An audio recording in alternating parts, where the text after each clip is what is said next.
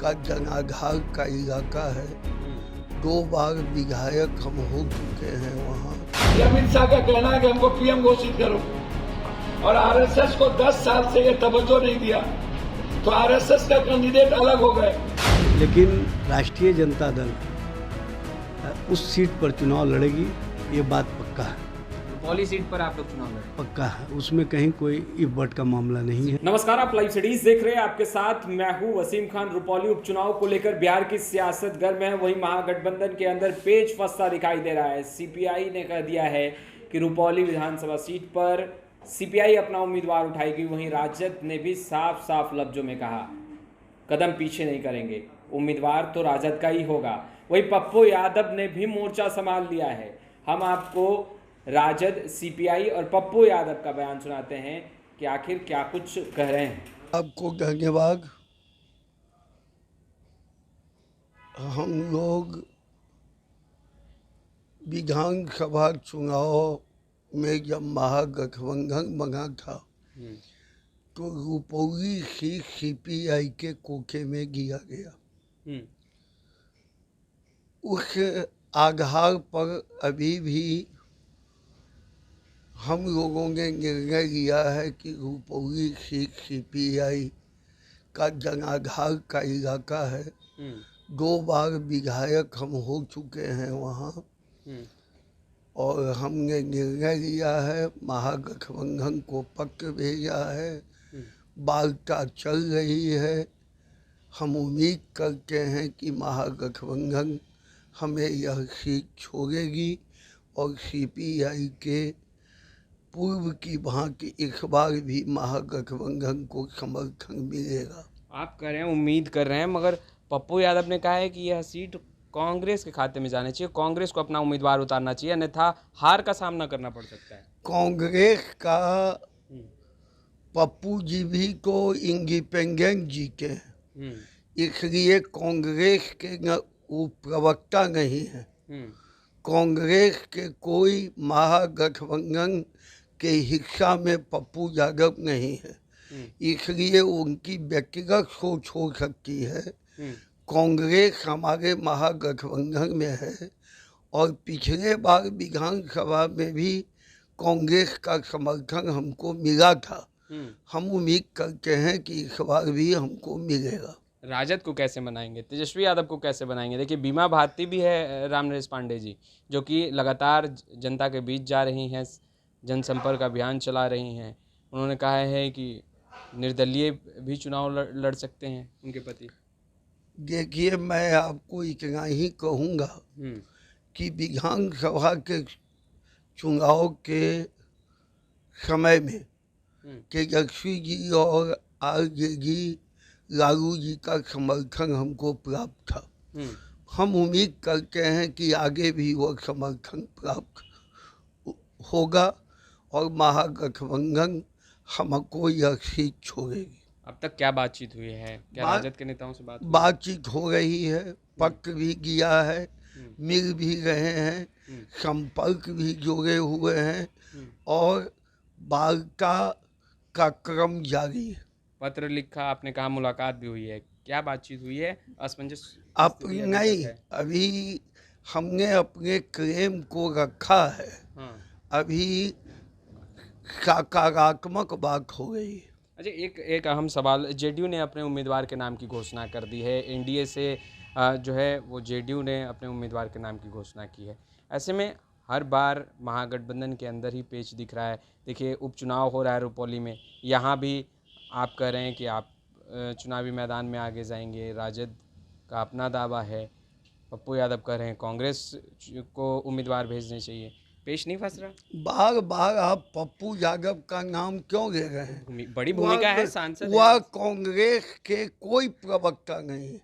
कांग्रेस के प्रवक्ता जो हैं वह अधिकृत होंगे बोलने के लिए। वहाँ के सांसद हैं और सांसद इंडिपेंडेंट सांसद हैं, अभी कांग्रेस के निष्कासित सांसद हैं, इसलिए वह कांग्रेस के प्रवक्ता नहीं। और जहाँ तक कोई पेच महागठबंधन के अंदर नहीं है, हम महागठबंधन के लोग एक साथ मिलकर चुनाव लड़ेंगे। राजद अगर अपना उम्मीदवार उतारती है फिर अभी सीपीआई का अब- स्टैंड क्या होगा? अभी अब प्रश्न कहाँ है? अभी तो आप लोग का स्टैंड अभी तक क्या होगा? अभी कोई प्रश्न ही नहीं है कि राजद उम्मीदवार उतारती है। अभी को हमारा क्लेम है, हम बाल का चला रहे हैं। नीति बनाई जा रही है। अरे भैया, रुपौली में नहीं हो रहा है, तरारी में हो रहा है, एक सुरेंद्र यादव की सीट पर हो रहा है, एक रामगढ़ में हो रहा है, समझ रहे हैं ना।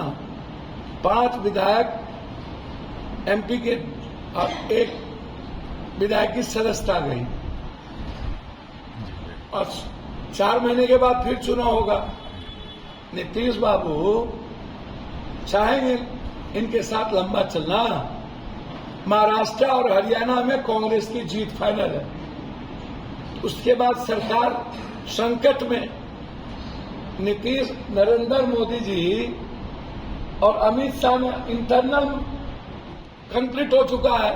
ये अमित शाह का कहना है कि हमको पीएम घोषित करो, और आरएसएस को 10 साल से ये तवज्जो नहीं दिया, तो आरएसएस का कैंडिडेट अलग हो गए। और 2 चुनाव सामने में है, तीसरा चुनाव दिसंबर में झारखंड है। तो हमें लगता है कि झारखंड के साथ ही चुनाव बिहार में न कराया जाए। और नीतीश कुमार जी का तो अपमान हो गया और पूरा बिहार का अपमान हो गया, चाहे बीजेपी के मंत्रियों को ही हो। आपने मंत्रिमंडल में लिया है कि मजाक किया है? तो हम तो नीतीश जी से कहे थे कि जनता के साथ न आप हैं तो आप पहले विशेष राज्य का दर्जा मांग लीजिए, विशेष पैकेज मांग लीजिए, हाई डैम मांग लीजिए। और जो कांग्रेस के साथ जो 3 वादे हुए थे, अग्निवीर पर पुनर्विचार, जाति जनगणना और ST SC OBC के लिए 69% आरक्षण, ये तीनों आप कर दीजिए। ये तो चुनाव ही है 4-5 महीने का।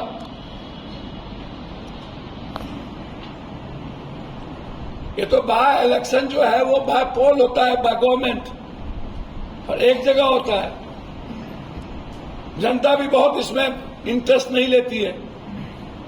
भाई इसमें क्या होना है? कोई कहता है सरकार को न जाना है, आना है, चलो इसी को दे देते हैं। कोई इंटरेस्ट नहीं होता है इस सब चीजों से। या जो लोग जीत के जाता है वो फिर सरकार का हो जाता है।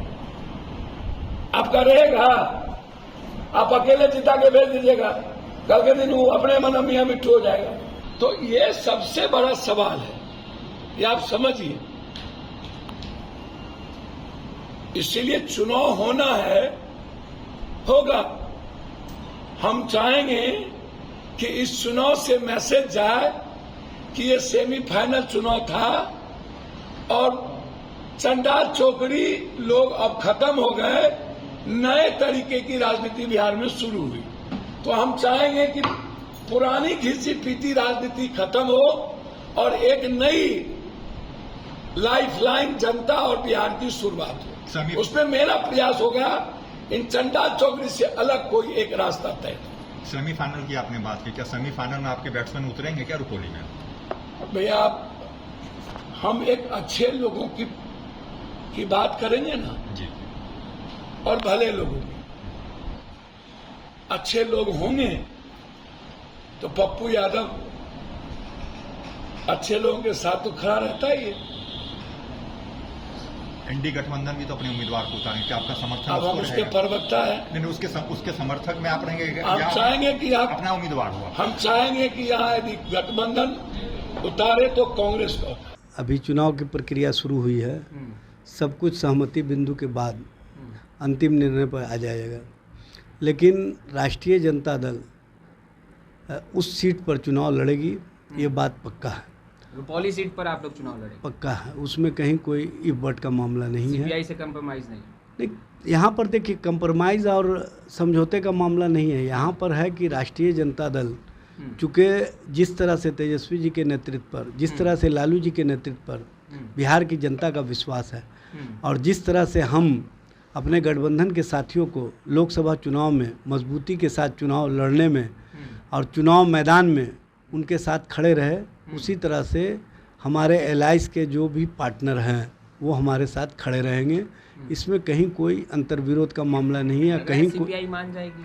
सब कुछ सहमति बिंदु पर होगा, सब कुछ स्पष्ट रूप से सामने आ जाएगा, कहीं कोई इफ बट का मामला नहीं होगा और 1-2 दिन के अंदर में सारे चीज़ स्पष्ट रूप से सामने आ जाएंगे।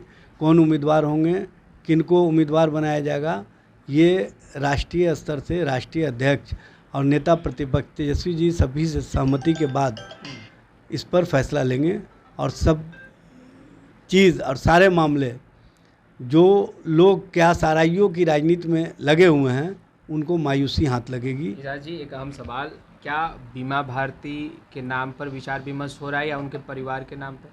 देखिए, यहाँ पर व्यक्ति का मामला नहीं है, यहाँ पर विचार का मामला है।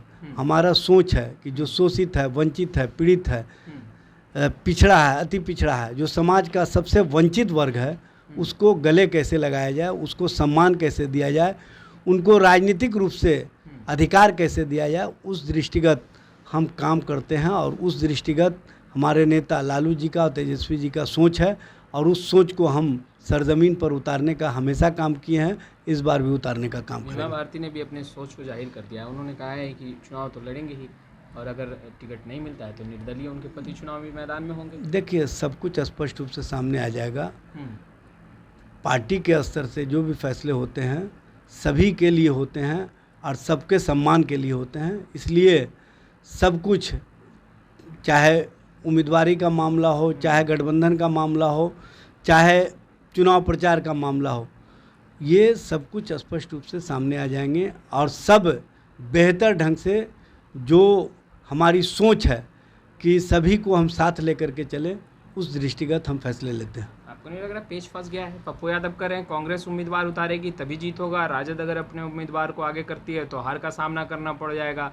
लोकसभा में महज रुपौली से 10,000 वोट मिले राजद के उम्मीदवार को। देखिए, इंडिया गठबंधन पूरी तरह से इंटैक्ट है हाँ। और सभी दल हर चुनाव में अपने अपने सहमति के आधार पर जो जिसका सीट होता है उसको साथ देने का काम करते हैं और उसी आधार पर आगे बढ़ने का काम करते हैं। इसमें किसी की दावेदारी और दावेदारी नहीं करने का मामला नहीं है। यहाँ पर मामला ये है कि आधार और जो सोच राष्ट्रीय जनता दल की है उस सोच के साथ सब खड़े हैं, ये स्पष्ट रूप से दिखता है, ये बताने की आवश्यकता नहीं है। आपसे सहमति बन जाएगी, खींचातानी वाली स्थिति कोई इस तरह की स्थिति नहीं है, कोई इस तरह की परिस्थिति नहीं है। सब कुछ बेहतर ढंग से स्मूथली होगा, कहीं कोई मामले नहीं होंगे और इस तरह की राजनीति राष्ट्रीय जनता दल ने पहले भी नहीं होने दिया, आगे भी नहीं होने देगी।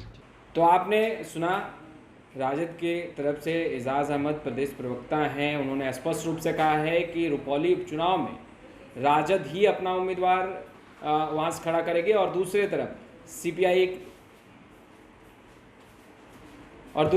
सीपीआई के कद्दावर नेता हैं राम नरेश पांडे, उन्होंने स्पष्ट रूप से कहा कि पिछले बार भी रुपौली विधानसभा से सीपीआई ने ही अपने उम्मीदवार को चुनावी मैदान में आगे किया था और अब जब उपचुनाव हो रहा है तो सीपीआई अपने उम्मीदवार को चुनावी मैदान में उतारेगी।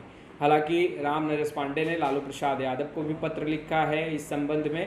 पप्पू यादव का मानना है कि कांग्रेस अगर अपने उम्मीदवार को रुपौली उपचुनाव में चुनावी मैदान में उतारती है तो जीत आसानी से तय किया जा सकता है। वहीं दूसरे तरफ राजद ने साफ साफ लफ्ज़ों में कहा है किसी भी कीमत पर रुपौली विधानसभा सीट पर राजद का ही उम्मीदवार होगा। खैर, इस वीडियो में इतना ही। आपका बहुत बहुत शुक्रिया।